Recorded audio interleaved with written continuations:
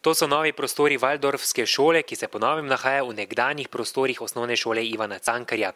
Na tem mestu sicer trenutno deluje tudi srednja gostinska in turistična šola. Prostor kot sam je zelo prijeten, bivanje v tej zgradbi je zelo pozitivno, prijetno, vendar manjko edino to, da pač nimamo koščka zelenega, kar je nam z našo pedagogiko zelo pomembno. Kljub novim prostorom si bo vodstvo šole še naprej prizadevalo za ureditev prostorov v tehničnem centru Tezno. Tam bi namreč lahko za stalno uredili več let trajajočo prostorsko problematiko. Tudi mi imamo namen, ko konča prva generacija 9-letne osnovne šole, dalje graditi valdorsko pedagogiko, pomeni valdorsko gimnazijo. Vse pa je odvisno od tega, ali bomo pridobili prostore ali ne, kje bomo, samo to. Valdorfska šola ima sicer številne posebnosti.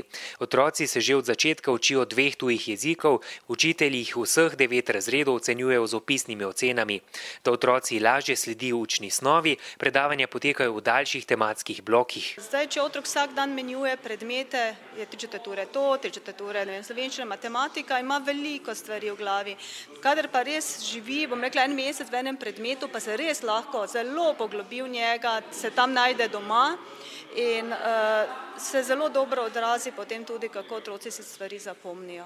Letos po besedah Šujice beležijo velik vpis, saj bodo dobili 23 prvošolčkov. Trenutno na šoli deluje 7 razredov, v njih pa nova znanja nabira 125 učencev.